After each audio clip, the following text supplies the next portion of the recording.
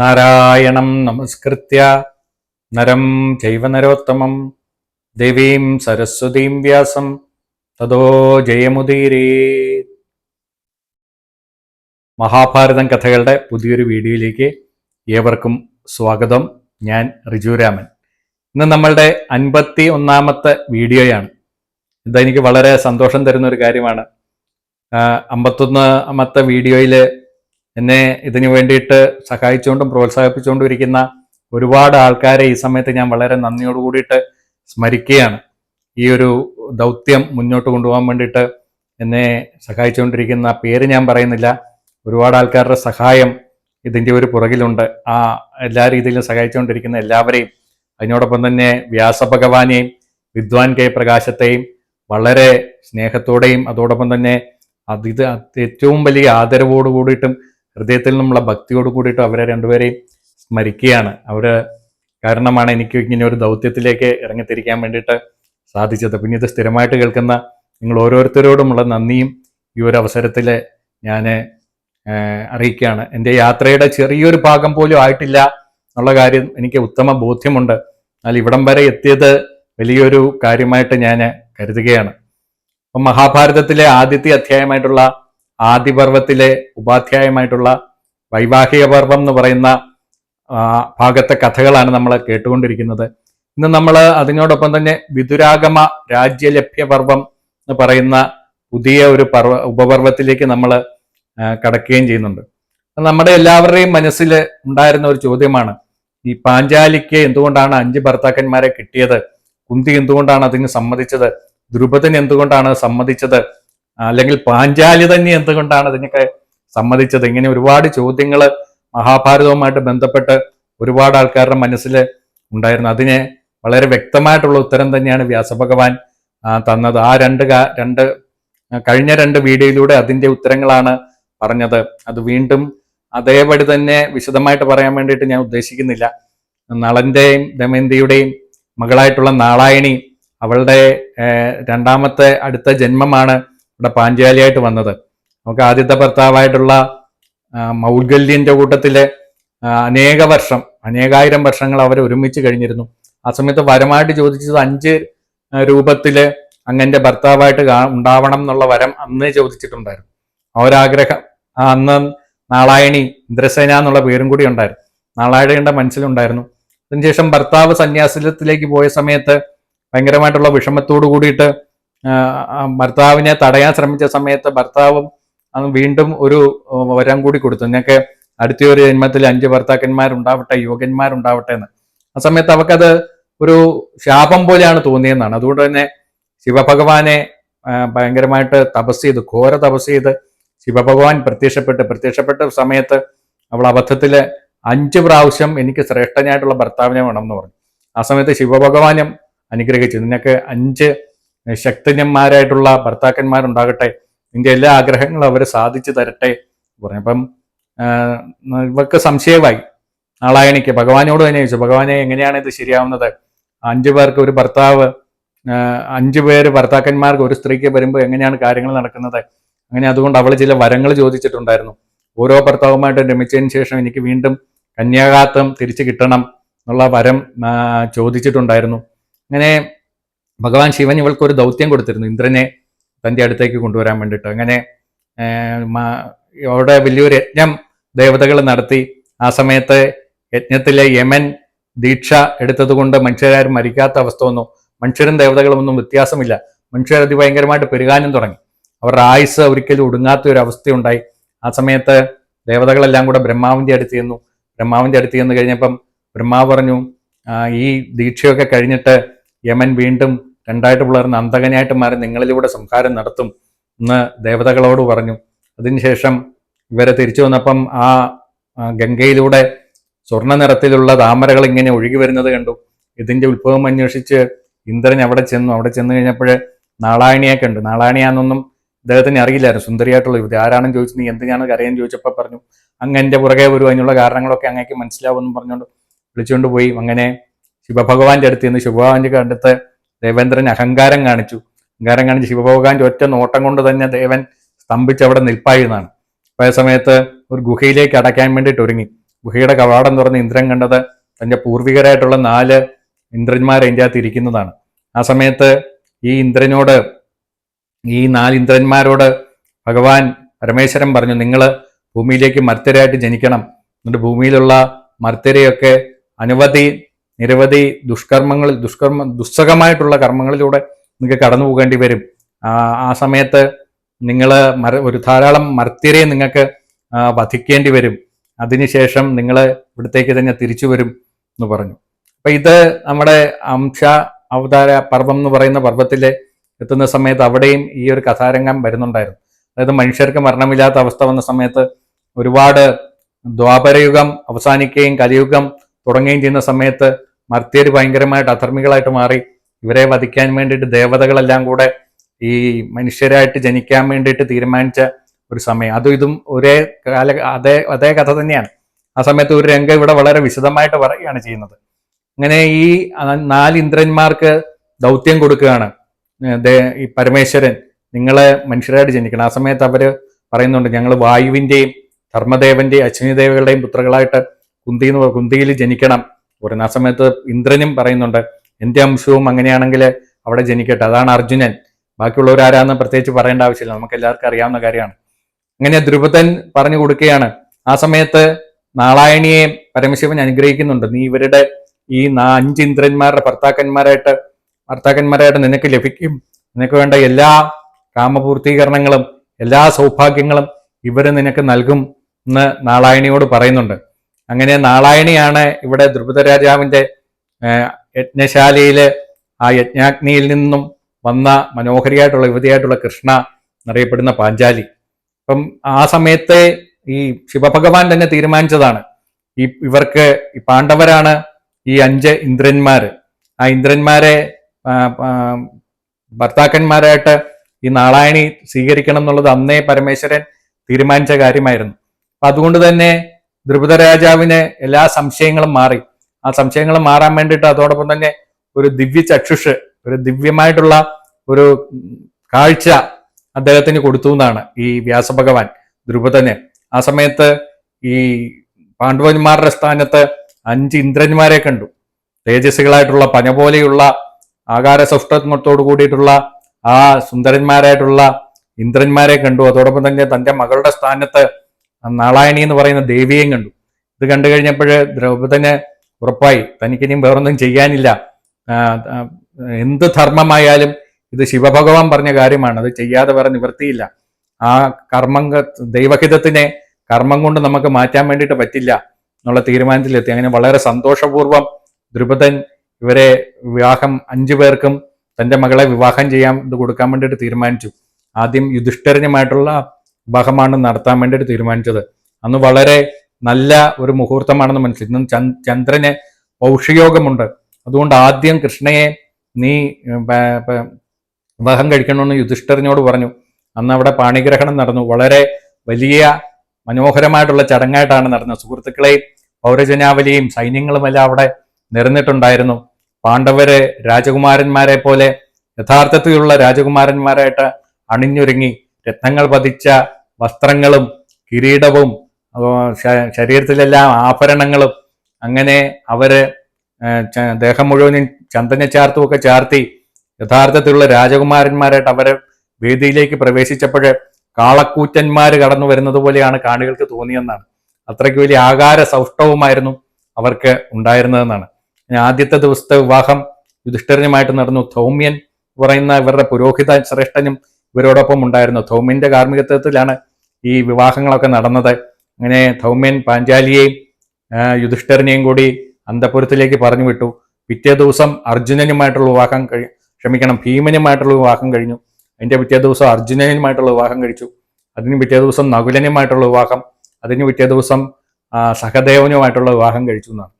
ഈ സമയത്ത് വൈശമ്പായനൻ പറയുന്ന ഒരു കാര്യമുണ്ട്. ആ സമയത്ത് വളരെ വലിയ അത്ഭുതകരമായിട്ടുള്ള ഒരു കാര്യം നടന്നെന്ന് ദേവർഷിമാര് പറയുന്നത് ഞാൻ കേട്ടിട്ടുണ്ടെന്ന് വൈശമ്പായനൻ പറയുകയാണ്. അദ്ദേഹം പറയുകയാണ്, ഓരോ ദിവസവും പതിയോടൊപ്പം രമിച്ചതിന് ശേഷം പിറ്റേ ദിവസം വിവാഹത്തിന് മുമ്പ് തന്നെ ഇവള് കന്യകയായിട്ട് മാറിയിട്ടുണ്ടായിരുന്നു. അങ്ങനെ ഒരു അത്ഭുതം നടന്നിട്ടുണ്ടായിരുന്നെന്നാണ്. ഈ ഒരു കാര്യം പാഞ്ചാലി അനുഗ്രഹമായിട്ട് നാളായണിയായിരുന്ന സമയത്ത് ശിവഭഗവാന്റെ അടുത്തു നിന്ന് വാങ്ങിയ ഒരു കാര്യവുമായിരുന്നു. അങ്ങനെ വളരെ സൗഭാഗ്യത്തോടു കൂടിയിട്ട് പാഞ്ചാല രാജ്യത്ത് ദേവന്മാരെ പോലെ ഇവര് കഴിയാൻ വേണ്ടിയിട്ട് തുടങ്ങിയെന്നാണ്. ആ സമയത്ത് ഇവള് കുന്തിയുടെ അടുത്ത് ചെന്നിട്ട് പാഞ്ചാലി അനുഗ്രഹം വാങ്ങിച്ചു. ചുവന്ന വട്ടുവസ്ത്രവും ഒക്കെ എടുത്ത് സർവാഭരണ ഭൂഷിതയായി വധുവിനെ പോലെ ചെന്നിട്ട് കുന്തിയുടെ കാലിൽ വീണ് നമസ്കരിച്ചു എന്നാണ്. ആ സമയത്ത് കുന്തി ദേവി അവളുടെ തലയിൽ കൈവച്ച് അനുഗ്രഹിക്കും, നീ ഇതുവരെ ലോകത്തുണ്ടായിരുന്ന എല്ലാ മാതൃകാ ദമ്പതികളെ പോലെ ആവട്ടെ, വിഷ്ണുവിനെ ലക്ഷ്മി പോലെയും നളനെ ഭൈമി പോലെയും വസിഷ്ഠനെ അരുന്ധതി പോലെയും നീ ഇവിടെ വിളങ്ങട്ടെ, നിനക്ക് എല്ലാവിധ സൗഭാഗ്യങ്ങളും ഉണ്ടാകട്ടെ, അനേകം വീരപുത്രന്മാരെ പ്രസവിച്ച് നീ 100 വത്സരം ഇവിടെ താമസിക്കട്ടെ, നിന്റെ വീട്ടിലേക്ക് വരുന്ന അതിഥികളെയും അതോടൊപ്പം തന്നെ ഗുരുക്കന്മാരെയും ബ്രാഹ്മണരെയും എല്ലാം നീ യഥാവിധി പൂജിക്കണം, നിന്റെ ഭർത്താക്കന്മാർ ഈ ലോകം മുഴുവൻ കീഴടക്കും, അശ്വമേധം നടക്കും, അന്ന് കിട്ടിയ ഭൂമി മുഴുവൻ നീ എല്ലാവർക്കും ദാനമായിട്ട് കൊടുക്കണം. ഇങ്ങനെയുള്ള ഒരുപാട് ധർമ്മങ്ങള് രാജപത്നിക്ക് ഈ കുന്തിദേവി പറഞ്ഞു കൊടുത്തു. അങ്ങനെ അവര് വളരെ സുഖമായിട്ട് സ്വർഗത്തിൽ എന്ന പോലെ അവിടെ താമസിച്ചു എന്നാണ്. താമസിച്ച സമയത്ത് ഈ പാഞ്ചാലൻ ഒരുപാട് സമ്മാനങ്ങള് ഈ പാണ്ഡവർക്ക് വേണ്ടി കൊടുത്തുന്നാണ്, ഓരോരുത്തർക്കും കൊടുത്തു. സ്വർണം കൊണ്ടുള്ള കഴുത്തിൽ സ്വർണം കൊണ്ടുള്ള ചരട് കെട്ടിയ 4 കുതിരകളെ കെട്ടിയ 100 രഥങ്ങൾ വീതം ഓരോരുത്തർക്കും കൊടുത്തു, 100 ആനകളെ വീതം കൊടുത്തു എന്നാണ്. അതിനുശേഷം 100 സുന്ദരികളായിട്ടുള്ള വളരെ മനോഹരമായിട്ടുള്ള വസ്ത്രാഭരണങ്ങളൊക്കെ ധരിച്ച 100 ദാസിമാരെ വീതം കൊടുത്തു. പിന്നെ ധാരാളം പണവും കൊടുത്തു. അങ്ങനെ ഇന്ദ്രന്മാരെ പോലെ തന്നെ അവര് സ്വർഗത്തിൽ വസിക്കുന്നത് പോലെ പാഞ്ചാലിയും കുന്തിയും ഒത്ത് വളരെ സന്തോഷത്തോടു കൂടിയിട്ട് ഈ പാഞ്ചാല രാജ്യത്ത് ജീവിക്കാൻ വേണ്ടി തുടങ്ങി. ആ സമയത്ത് പാഞ്ചാലിന് ദേവന്മാരെ പോലും ഭയമില്ലാതായി. ലോകത്തിൽ ഏറ്റവും ശക്തന്മാരായിട്ടുള്ള മരുമക്കളെ തനിക്ക് കിട്ടിയത് കൊണ്ട് വളരെ സന്തോഷത്തോടു കൂടിയിട്ട് അദ്ദേഹം അവിടെ ജീവിക്കാൻ വേണ്ടിയിട്ട് തുടങ്ങിയെന്നാണ്.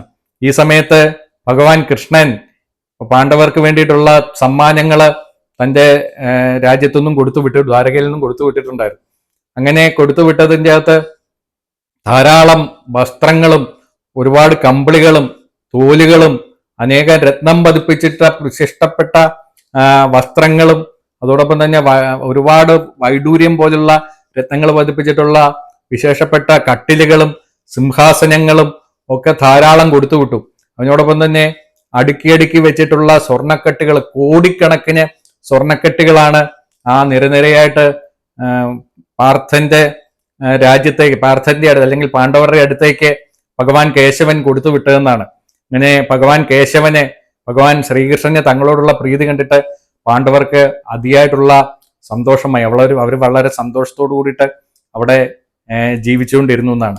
ഇത്രയും ആയപ്പോൾ നമ്മുടെ വൈവാഹിക പർവം എന്ന് പറയുന്ന ആ ഒരു പർവം അവസാനിക്കുകയാണ്. അടുത്ത പർവമായിട്ടുള്ള വിതുരാഗമ രാജ്യലഭ്യപർവം എന്ന് പറയുന്ന പുതിയൊരു പർവ്വത്തിലേക്ക് നമ്മൾ കടക്കുകയാണ്.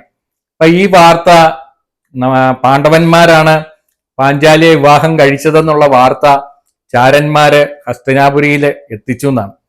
ധൃതരാഷ്ട്രർ മാത്രം അത് അറിഞ്ഞില്ല.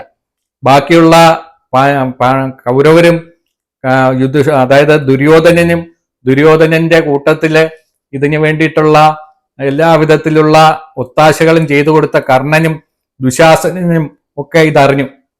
ഇതറിഞ്ഞു കഴിഞ്ഞപ്പോൾ ഇവർക്ക് അതിയായിട്ടുള്ള സങ്കടമാണ് വന്നത്. സങ്കടവും ദേഷ്യവും എല്ലാം കൂടി വന്നു.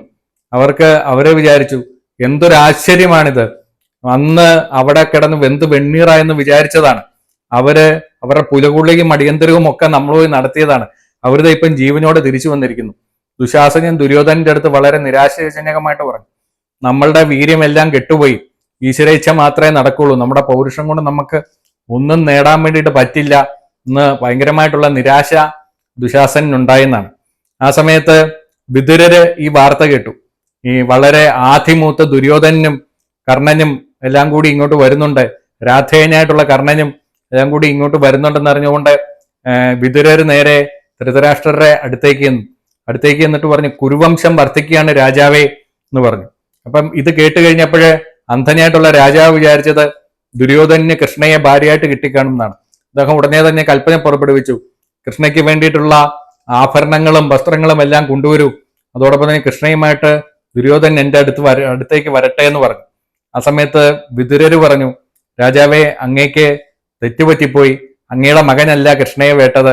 അങ്ങയുടെ സഹോദരനായിട്ടുള്ള പാണ്ഡുവിന്റെ മക്കള് അവര് ജീവിച്ചിരിപ്പുണ്ടായിരുന്നു. അതിൽ അർജുനാണ് നേടിയത് പാഞ്ചാലിയെ. പക്ഷെ അവർ 5 പേരും ഇവരെ വിവാഹം കഴിച്ചു, പാഞ്ചാലിയെ വിവാഹം കഴിച്ചു. അതുകൊണ്ട് പാഞ്ചാലന്റെ ബന്ധുക്കളായിട്ട് മാറിയിരിക്കുകയാണ്. പാഞ്ചാലന്റെ ആ അതിശക്തമായിട്ടുള്ള ഒരു ബന്ധുബലം അവർക്ക് കിട്ടിയിരിക്കുകയാണെന്ന് പറഞ്ഞു. ഇത് കേട്ടിട്ട് ധൃതരാഷ്ട്രരുടെ മുഖം വിളറി വെളുത്തുപോയെന്നാണ്. വിളറി വെളുത്തുപോയിട്ട് തന്റെ ഉള്ളിലുള്ള പാവൊന്നും പുറത്തു കാണിക്കാതെ അദ്ദേഹം പെട്ടെന്ന് പറഞ്ഞു, നന്നായി നന്നായി, വളരെ നന്നായി. എങ്ങനെയായാലും കുന്തിക്ക് ഇത്രയും നല്ലൊരു ബന്ധുബലം കിട്ടിയല്ലോ. എന്റെ ഉള്ളിലുള്ള ആധിയും വിഷമവും ഒക്കെ മറച്ചു വെച്ചിട്ട് പറഞ്ഞു, അവർക്ക് നല്ലത് തന്നെ വരട്ടെ, പാണ്ഡവർക്ക് നല്ലത് തന്നെ വരട്ടെ, എനിക്ക് വളരെയധികം സന്തോഷമുണ്ട് എന്ന് പറഞ്ഞു. ആ സമയത്ത് വിതുരർ പറഞ്ഞു, അങ്ങയുടെ ഈ ബുദ്ധി ഇത് 100 സംവത്സരം നിൽക്കട്ടെ. വിതുരർക്ക് അറിയാമായിരുന്നു ഇത് ഉള്ളിൽ നിന്ന് വരുന്ന വാക്കുകളല്ല എന്നുള്ള കാര്യം വിതുരർക്ക് അറിയാമായിരുന്നു. അങ്ങനെ വിതുരർ അവിടുന്ന് പോയ സമയത്ത് പെട്ടെന്ന് കർണനും ദുര്യോധനനും കൂടിയിട്ട് അവിടേക്ക് പ്രവേശിച്ചെന്നാണ്. പ്രവേശിച്ച ശേഷം പറഞ്ഞു, വിതുരർ നിൽക്കുന്ന സമയത്ത് ഞങ്ങൾക്കൊന്നും തുറന്നു പറയാൻ വേണ്ടിയിട്ട് പറ്റില്ല. അച്ഛൻ എന്താണ് ഈ പറയുന്നത്? രാജാവിനോട് ചോദിക്കാം. രാജാവ് അങ്ങനത്തെ ബുദ്ധിമോശമാണ് ഈ പറയുന്നത്. ഞങ്ങളുടെ ശത്രുക്കൾക്ക് അങ്ങ് എല്ലാവിധത്തിലുള്ള കാര്യങ്ങളും എല്ലാവിധത്തിലുള്ള സഹായങ്ങളും ചെയ്തു കൊടുക്കുകയാണോ? അവരെ ഇല്ലാതാക്കാൻ വേണ്ടിയിട്ടല്ലേ ശ്രമിക്കേണ്ടത്? അങ്ങനത്തെ ബുദ്ധിമോശമാണ് ഈ കാണിക്കുന്നതെന്ന് ചോദിക്കാൻ വേണ്ടിയിട്ട് തുടങ്ങി. ഇത് കേട്ട് യുധിഷ്ഠിരൻ ഈ ധൃതരാഷ്ട്രരെ ദുര്യോധനോടും കർണനോടും പറഞ്ഞു, നിങ്ങൾ വിചാരിക്കുന്നത് പോലെ തന്നെയാണ് ഞാനും വിചാരിക്കുന്നത്.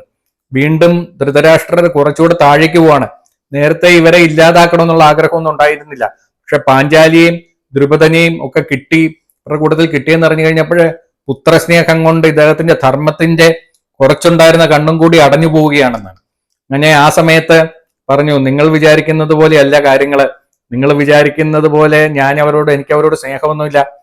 എന്താണ് ചെയ്യേണ്ടതെന്ന് നീ പറഞ്ഞാലും ദുര്യോധനാന്ന് പറഞ്ഞു. കർണനും ദുര്യോധനും നിങ്ങൾ എന്താന്ന് വെച്ചാൽ തീരുമാനിക്കുമെന്ന് പറഞ്ഞു. ആ സമയത്ത് ദുര്യോധന ആദ്യ കയറിയിട്ട് എന്താ ചെയ്യേണ്ടതെന്നുള്ള ഒരു പിടുത്തവും ഇല്ലാതായിപ്പോയി. അങ്ങനെ കുറെ കാര്യങ്ങളെങ്കിലും ജൽപ്പനങ്ങൾ പോലെ പറയാൻ വേണ്ടി തുടങ്ങി. ഞാൻ ഒരു കാര്യം കണ്ടുവച്ചിട്ടുണ്ട്, അവിടെ നമുക്കൊരു കാര്യം ചെയ്യാം. അവിടത്തേക്ക് രഹസ്യമായിട്ട് വിശ്വസ്തരായിട്ടുള്ള ബ്രാഹ്മണന്മാരെ അയച്ചിട്ട് ഏഷണി പറഞ്ഞിട്ട് കൗന്ദേയരെയും മാദ്രിയുടെ മക്കളെയും തമ്മിൽ നമുക്ക് പരസ്പരം പറഞ്ഞ് തെറ്റിക്കാന്ന് പറഞ്ഞു. അല്ലെങ്കിൽ ധാരാളം ധനം നൽകി ദ്രുപദനെയും മക്കളെയും നമ്മളോടൊപ്പം ആക്കിയതിനു ശേഷം ധർമ്മപുത്രരെ ഉപേക്ഷിക്കാൻ വേണ്ടിയിട്ട് നമുക്ക് ഉപദേശിക്കാമെന്ന് പറഞ്ഞു.